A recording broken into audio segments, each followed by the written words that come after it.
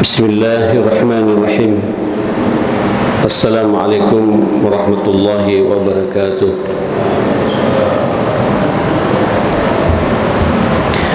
Alhamdulillah, wassalatu wassalamu ala rasulillah wa alihi wa sahbihi wa mawala, wa la hawla wa la quwwata illa billah. Raditu billahi rabba wa bil islami dina wa bi muhammadin nabiyya wa rasula. Allahumma inna nas'aluka ridhaka wal jannah wa na'udzu bika min sakhatika wan nar. Allahumma innaka afuwun karimun tuhibbul afwa fa'fu anna ya rabbal alamin. Rabbi shrah li sadri wa yassir li amri wahlul 'uqdatam min lisani yafqahu qawli. Amma ba'd. Jemaah sekalian, waktu berjalan begitu cepat dan kita sudah 10 hari lebih Ramadan membersamai kita. Mudah-mudahan jenengan semua dipanjangkan umur oleh Allah Subhanahu wa taala, juga dikaruniai sehat walafiat, sehingga proyek-proyek Allah di bulan Ramadan ini bisa kita laksanakan dengan sempurna, sehingga ada kepastian 1 bulan di mana kita berpuasa, 1 bulan di mana kita setiap malam sujud ruku, qiyamul lail, salat tarawih, 1 bulan kita semua nikmat akrab membaca Al-Quran, 1 bulan kita banyak zikir, memakmurkan masjid. Ada keyakinan dari semua itu, insyaallah kita semuanya akan masuk surganya Allah Subhanahu wa taala. Allah sudah memproklamirkan dirinya setiap hari 24 jam sejak awal Ramadan sampai akhir Ramadan, pintu-pintu surga itu dibuka. Allah juga menyampaikan kepada baginda Rasul bahwa semua pintu-pintu neraka ditutup, seakan Allah ingin mengatakan, manfaatkan momen Ramadan ini, surga sudah aku buka, neraka sudah aku tutup. Makanya jemaah sekalian, iman yang ada dalam dada kita, kita gelorakan, kita mainkan, kita jaga dengan betul sampai ada kepastian kita semua keluar dari bulan Ramadan, semua dosa-dosa kita diampuni, dan ada kepastian sekali lagi kita semuanya masuk surganya Allah Subhanahu wa taala. Amin, Allahumma amin. Jemaah sekalian, di antara proyek-proyek Allah di bulan Ramadan yang Allah anjurkan kepada kita adalah ad-du'a. Kita diperintah oleh Allah untuk berdoa.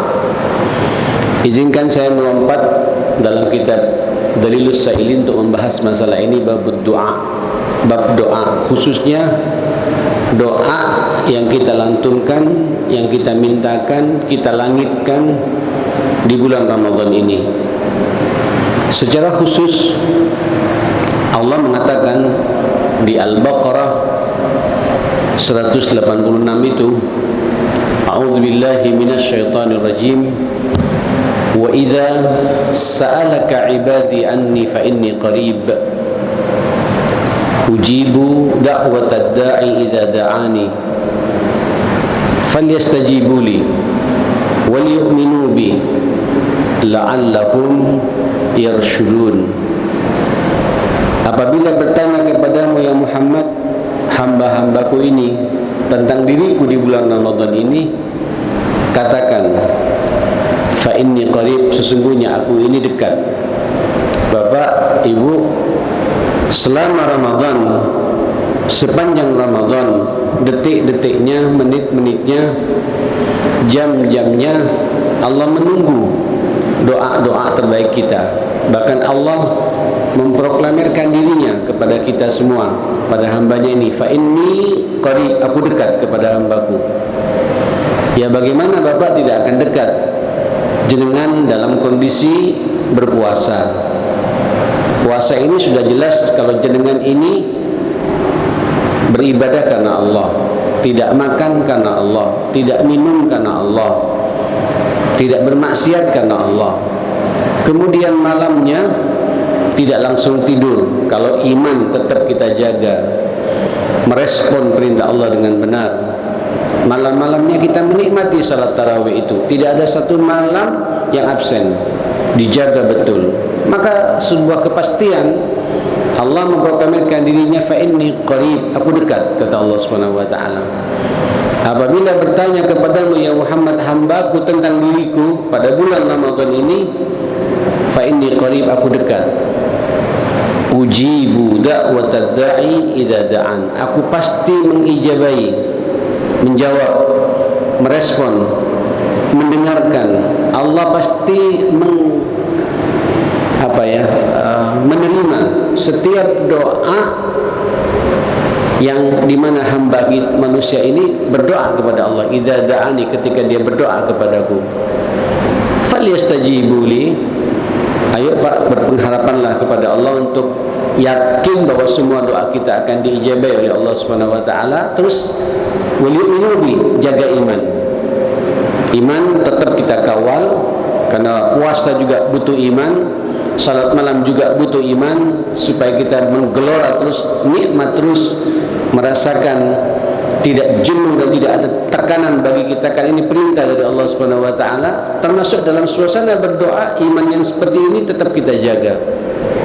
La'allahum yarsyudun, pasti mereka ini yang berdoa seperti itu mendapatkan arahan dan bimbingan hidayah dari Allah Subhanahu wa taala. Jamaah sekalian yang dimuliakan Allah Subhanahu wa taala, ayat ini menggambarkan kepada kita bahwa jangan sampai ada di antara kita tidak berdoa. Apalagi kita ini pelaku dosa besar, dosa maksiat. Jangan putus asa akan rahmatnya Allah Subhanahu wa taala. Ini bulan juga bulan rahmat. Jangan selama masih mengakui dosa itu, ada penyesalan akan dosa itu, ya, dan sadar sesadar-sadarnya bahwa itu sebuah kesalahan, terus jenengan merapat melangitkan isi hati kita kepada Allah Subhanahu wa taala, tidak ada yang mustahil bagi Allah untuk tidak diampuni. Allah Subhanahu wa taala, subhanallah ikhwatal iman, amma yujibul muttarra idza da'ah, maka siapa lagi yang akan mengijabahi orang yang lagi terdesak dirinya, terdesak karena dosa-dosanya, terdesak akan kebutuhan-kebutuhan pribadinya di dunia ini, banyak masalah, banyak problem, banyak musibah. Idza da'ah, ketika dia berdoa, maka siapa lagi akan mengijabahi semua ini kecuali Allah Subhanahu wa taala. Tidak hanya itu Bapak, wa yakshifus su', berbagai macam keburukan yang menimpa kepada kita akan dilerai oleh Allah Subhanahu wa taala, akan diselesaikan semuanya oleh Allah Subhanahu wa taala kalau kita mau berdoa. Bapak, jangankan kita pelaku dosa, pelaku maksiat, ya, banyak kesalahan yang memang sudah sepantasnya kita berdoa meminta ampun kepada Allah Subhanahu wa taala. Hatta kita dalam kondisi sukses sekalipun, sukses secara finansial, sukses secara karir, mohon maaf, bahagia hidup ini juga butuh doa, karena kita tidak tahu bagaimana kondisi kita satu pekan ke depan, satu bulan ke depan, tahun ke depan. Kita berjalan di atas takdir Allah Subhanahu wa taala. Mungkin sekarang kita takdirnya baik, pekerjaan lancar, usaha dimudahkan, secara finansial tidak ada yang kurang, bahkan berlebih. Berdoa kepada Allah Subhanahu wa taala. Karena boleh jadi Bapak, kalau kita lupa berdoa kepada Allah, seakan kita tidak butuh Allah, merasa kita tidak butuh pengawasan Allah Subhanahu wa taala. Betapa banyak saya perhatikan orang-orang yang cerdas, orang-orang yang pinter, sudah master, doktor, justru celaka dengan ilmunya ketika dia tidak berdoa. Betapa banyak orang jamaah sekalian secara finansial luar biasa, justru dia celaka, kena fitnah dengan dunianya jamaah sekalian. Betapa banyak orang karirnya cepat menanjak, melewati sahabat-sahabat yang lain, ujung-ujungnya terjebak dengan urusan pidana dan lain sebagainya. Makanya jemaah sekalian, hatta kita dalam kondisi lapang, dalam kondisi bahagia, dalam kondisi sukses secara finansial, minta kepada Allah Subhanahu wa taala. Makanya Rasul yang mulia dalam urusan ilmu, saya pikir tidak ada orang yang lebih cerdas, lebih pintar daripada Rasulullah. Masih minta kepada Allah ilmu yang bermanfaat. Allahumma inna nas'aluka ilman nafi'ah. Minta kepada Allah ilmu yang bermanfaat. Rezeki, Nabi bukan orang miskin, Bapak. Mertuanya saja, siapa tidak kenal Abu Bakar?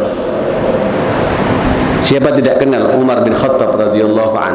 Mantunya, siapa tidak kenal dengan Utsman bin Affan yang semuanya membackup dakwah Rasulullah. Jangankan itu, milik pribadi Nabi dalam setiap perang, rampasan perangnya itu, milik pribadi itu 1/5, Pak, atas perintah Allah Subhanahu wa taala.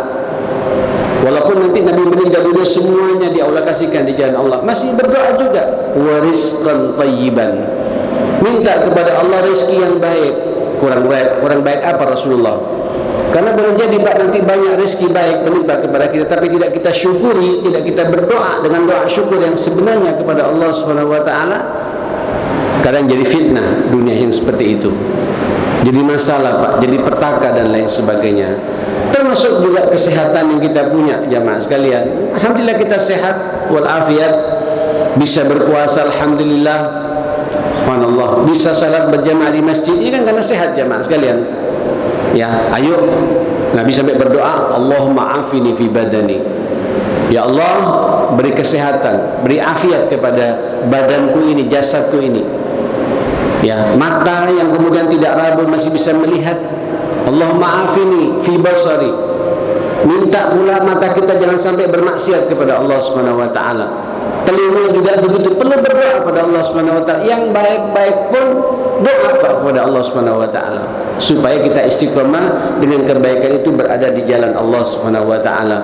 Apalagi memang kita ini banyak masalah. Pekerjaan, jobless, hopeless, tidak ada harapan sepertinya, jemaah sekalian. Tekanan sana sini. Kita punya Allah, Bapak, yang menyelesaikan semua masalah kita. Ya, rezeki ini sudah disiapkan semua oleh Allah Subhanahu wa taala. Tapi dengan kekuatan doa, Allah punya cara, Pak, untuk melancarkan semua urusan-urusan kita, ma'asyar muslimin. Minta kepada Allah Subhanahu wa taala. Nah, Saudara, saya jadi teringat ada sebuah hadis riwayat Abu Sa'id Al-Khudri yang dikeluarkan oleh Imam Ahmad wal Hakim dalam musnadnya dan mustadraknya. Nabi yang mulia bersabda demikian, ma min muslimin yad'u bida'watin laysa fiha ithmun wala qati'ata rahimin illa a'tahu Allahu ihda thalath. Tidaklah bagi seorang muslim, kita, Pak, semua, ketika berdoa dengan doa terbaiknya meminta kepada Allah Subhanahu wa taala, asal adab-adabnya diperhatikan, etikanya diperhatikan. Apa adabnya itu? Kata Nabi, laisa fiha ithmun. Dia bukan pelaku dosa. Tidak ada dosa yang dia lakukan, yang dia nikmati. Begini maksudnya, jamaah sekalian. Karena ada di antara kita berdoa, ya Allah, ya Allah, ya Allah, tapi ada kewajibannya kepada Allah tidak dia lakukan. Subuhnya 7:30, tidak nyambung, Pak. Ya Allah, ya Allah, ya Allah, tapi penghasilannya penghasilan yang haram, tidak nyambung, ma'asyar muslimin. Ya Rabb, ya Rabb, bernangis sampai mungkin dia berangkat umrah, Pak, tawaf di Ka'bah, ya Allah, nangis, labbaik Allahumma labbaik, berdoa di situ, tapi sama yang dia bawa sama yang syubhat dan haram, itu ada dosa di situ dan dia mesti menikmati, Pak. Saudara, pastikan jenengan ketika berdoa, makanya para ulama salaf terdahulu mulai doa kita dengan istighfar, hamdalah, salawat dan istighfar. pengakuan akan dosa kita yang kita lakukan ini. Bahkan dengan sayyidul istighfarnya ada penyesalan yang kuat akan dosa yang kita kerjakan ini. Kemudian kita berdoa pada Allah. Tidaklah bagi seorang muslim ketika dia berdoa dengan doa terbaiknya, selama dalam doa itu dia tidak melakukan dosa, tidak ada dosa yang dia nikmati, laisa fiha itsmun. Pastikan Bapak, ketika berdoa sampean curhat betul kepada Allah. Sampaikan Pak dosa-dosa. Mungkin pernah zina, na'udzubillah, pernah narkoba, pernah minum minuman keras, tidak sempat tobat dan nasuha. Akui dulu kesalahan semua dosa-dosa kita. Tapi kalau dua-duanya dilaksanakan tidak nyambung Pak. Berdoa tapi malamnya mabuk, subuhnya berdoa nangis-nangis minta dunia, tapi dosanya tidak dia tobatkan kepada Allah Subhanahu wa ta'ala. Itu susah jamaah sekalian. Itu syarat doa begitu jamaah sekalian. Jadi tidaklah bagi seorang muslim ketika dia berdoa dengan doa terbaiknya kepada Allah Subhanahu wa ta'ala, yang penting dalam doanya itu pelaku orang yang berdoa itu tidak melakukan dosa, wala qati'at rahim.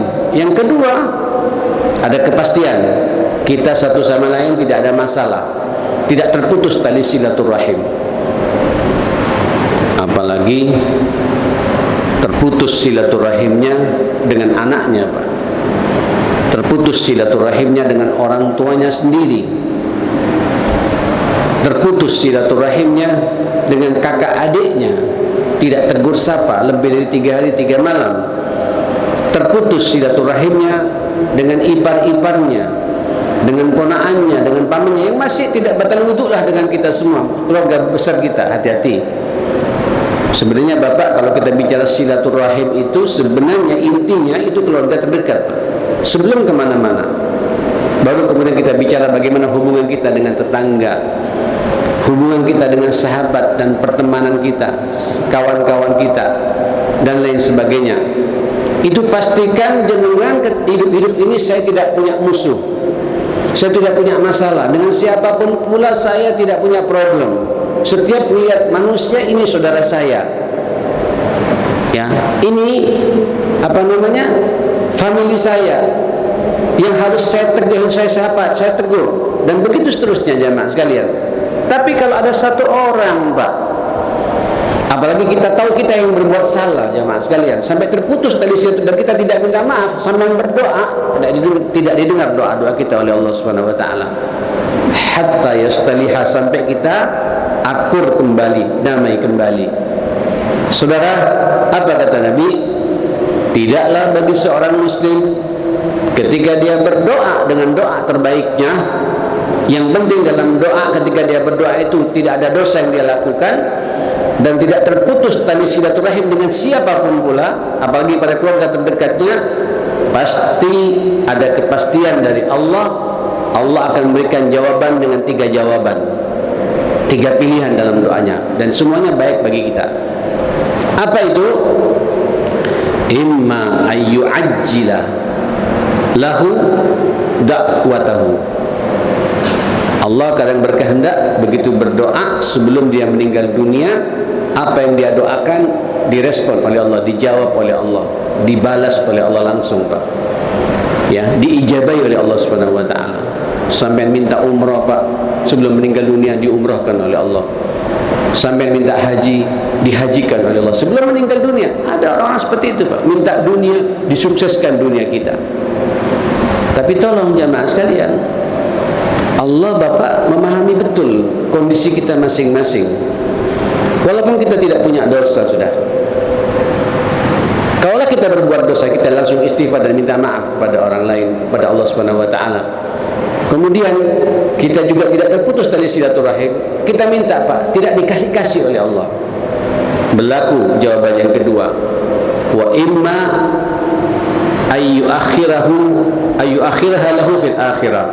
Itu cara Allah, memang sengaja tidak diberikan di dunia. Apa yang dia minta itu akan dikasihkan oleh Allah nanti di akhirat, di surga. Jadi jenengan harus sadar, sesadar-sadarnya meyakini, seyakin-yakinnya apa yang kita minta itu kalau kemudian tidak direspon oleh Allah di dunia, tersenyumlah Pak, saya punya deposito di akhirat, saya punya tabungan di akhirat, disimpan oleh Allah. Kenapa Pak? Karena Allah paham betul tentang kondisi kita. Ini kalau saya kasih sekarang, kata Allah Subhanahu wa taala, nanti dia tidak berdoa lagi kepadaku. Kalau aku kasih sekarang sama dia, nanti akan jadi masalahnya, jadi mudaratnya, jadi musibah bagi orang ini, jadi fitnah bagi orang ini. Disimpan oleh Allah. Karena cintanya Allah kepada kita, aku catat permintaanmu, tapi tidak aku kasih di dunia, akan aku simpan nanti di saat engkau berjumpa denganku di surga nanti. Jadi sampai terkejut nanti jemaah sekalian, sampai tersenyum, oh ternyata yang saya minta kemarin baru dikasih sekarang oleh Allah Subhanahu wa taala. Dan itu menjadi kebanggaan jenengan di surganya Allah Subhanahu wa taala. Artinya apa jemaah sekalian? Orang kalau berdoa Bapak pasti berjumpa dengan Allah, pasti masuk surganya Allah Subhanahu wa taala, karena kita mendepositokan Pak apa yang kita minta di surganya Allah Subhanahu wa taala. Andai kata tidak dua-duanya, Nabi detail Bapak, coba lihat bahasa Nabi. Kalau di dunia dia tidak direspon oleh Allah, di akhirat pun juga tidak ada deposito bagi kita oleh Allah Subhanahu wa taala.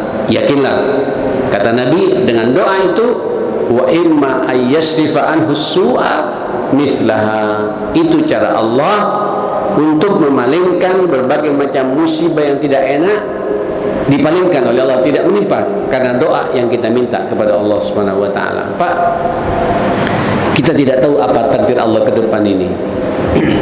Mudah-mudahan tidak ada musibah yang menimpa pada kita, ya. Tapi kita tidak tahu karena ini rahasia Allah, Bapak.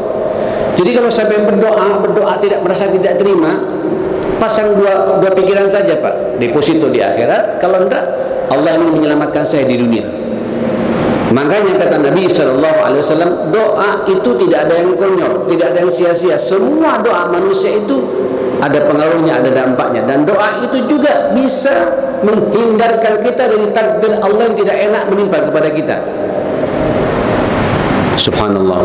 Kalau boleh saya kasih logika sedikit, ma'asyar muslimin. Saya masih ingat cerita orang-orang terdahulu. Kadang ada di antara kita berdoa, Pak, ya Allah, saya ingin umrah, karuniai saya rezeki yang halal, yang berkah, mudahkan saya untuk bisa berangkat ke sana.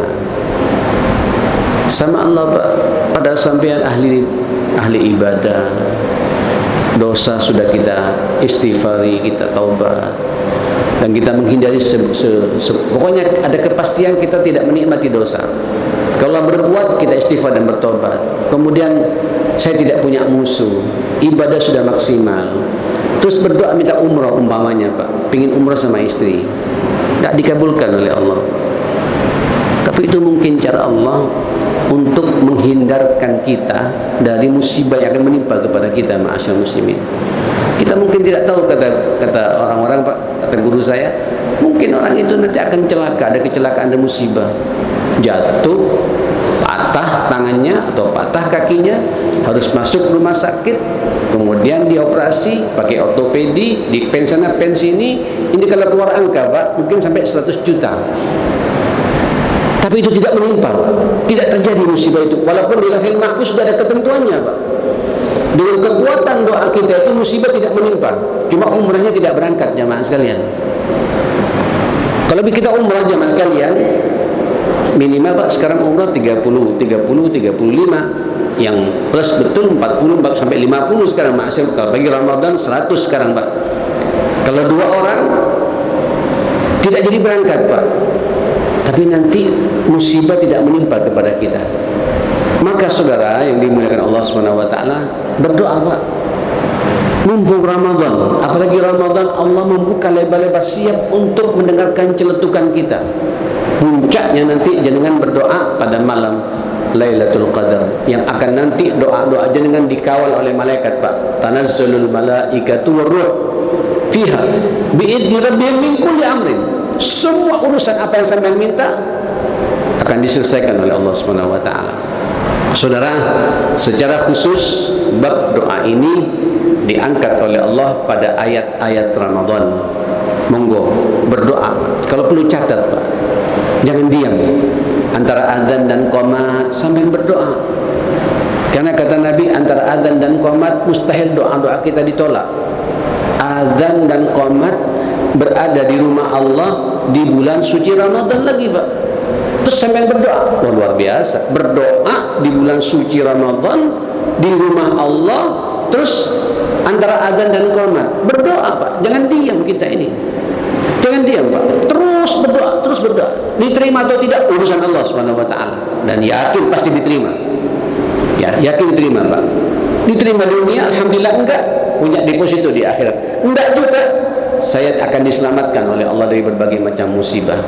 Inilah inti doa yang Allah sampaikan kepada kita, Pak. Jangan putus asa akan rahmatnya, apalagi bagi pelaku-pelaku dosa besar, pernah zina, pernah narkoba, mungkin juga pernah bunuh orang, na'udzubillah ya, pernah menghalalkan segala cara. Tutup rapat-rapat sampai curhat kepada Allah, Pak. Sampaikan semua kesalahan kita. Ampuni kami ya Allah, inilah hamba-Mu yang lemah. Kami punya nafsu, kami tidak bisa mengendalikan nafsu kami. Ampuni semua dosa kami, dan punya tekad yang kuat Bapak untuk tidak mengulangi lagi selama-lamanya. InsyaAllah semua dosa-dosa kita dengan doa-doa terbaik kita juga akan diampuni oleh Allah Subhanahu wa taala. Rabbana atina fid dunya hasanah wa fil akhirati hasanah wa qina adzabannar. Rabbana ighfir lana wa tub 'alaina innaka antat tawwabur rahim. Allahumma arinal haqqa haqqan warzuqna ittiba'ah wa arinal batila batila warzuqna ijtinaba rabbil alamin. Allahumma inna nas'aluka ridhaka wal jannah wa na'udzubika min sakhatika wan nar. Allahumma innaka 'afuwun karimun tuhibbul 'afwa fa'fu 'anna ya rabbal alamin. Rabbana hab lana min azwajina wa dhurriyyatina qurrata a'yunin waj'alna lil muttaqina imama. Rabbi ij'alni muqimas shalah wa min dhurriyyati wa dhurriyyatina jami'an. Rabbana wa taqabbal du'a. Allahumma rabbana ighfir lana wa liwalidina warhamhum kama rabbawna shighara. Wa sallallahu ala Muhammadin wa alihi wa sahbihi wa sallam. Alhamdulillahi rabbil alamin. Saya mohon maaf semuanya. Subhanakallahumma bihamdik asyhadu an la ilaha illa anta astaghfiruka wa atubu ilaik. Assalamualaikum warahmatullahi wabarakatuh.